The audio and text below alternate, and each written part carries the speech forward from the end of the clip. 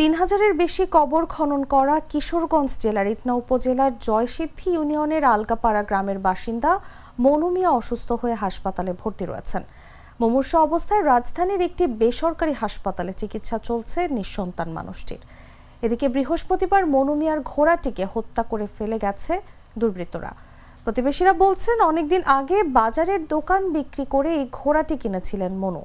মানুষ মারা গেলে এই ঘোড়ায় করে ওই স্থানে ছুটে যেতেন তিনি। শুক্রবার কে বা কারা ঘোড়াটিকে হত্যা করেছে, এই ঘটনায় এলাকায় শোকের ছায়া নেমে এসেছে।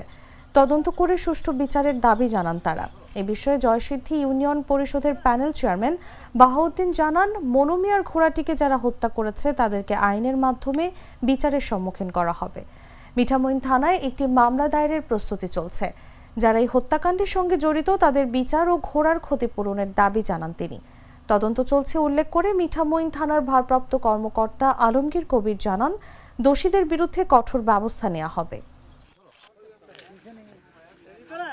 উনি বিভিন্ন দেশে এই ঘোড়াটা নিয়ে যাইতেন, মানে শুনতে যে একটা মুসলমান লোক মারা গেছে, কবর করতেন তিনি এই ঘোড়াটা নিয়েই, কিন্তু তার সম্বল এই ঘোড়াটাই। ঘোড়াটা অনেক দামি, ব্যস্ত পরিবার আমি 60,000 কইতো ঘোড়ার দাম। সে আমি ঘোড়া 1 লক্ষ টাকা ব্যস্ত হবে, ঘোড়া 1 লক্ষ টাকা ব্যস্ত। আমি গুড় কুচি ঘোড়া কিনতে 1 লক্ষ টাকা। শিবপাড়া একটা গাঁও পাইছি, এবার নিতে আছি। শ্যাম্পু দিয়া নিজে কত কষ্ট করিয়া ঘোড়াটার গোসল করাইছে।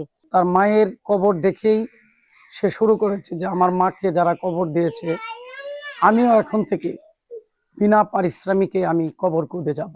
3,000-এরও অধিক কবর খুঁজেছেন, কখনো কারো কাছ থেকে একটি টাকাও নেয় নাই। একটা ঘোড়া আগে কিনছিল, এটা মারা গেছে। আর এখন বর্তমানে যে ঘোড়াটা, এটা আপনার এই ঘোড়াটা আপনার পরিকল্পিতভাবে হত্যা করছে। ঘোড়াটা প্রকৃত মালিককে এটা আমরা জানতে পারি না, আজকে আমরা জানতে পারি আর কি, যে প্রকৃত মালিক ইটনা মনু মিয়া নামের এক ব্যক্তি। এই ঘোড়াটিগুলি আমরা জানতে পারি।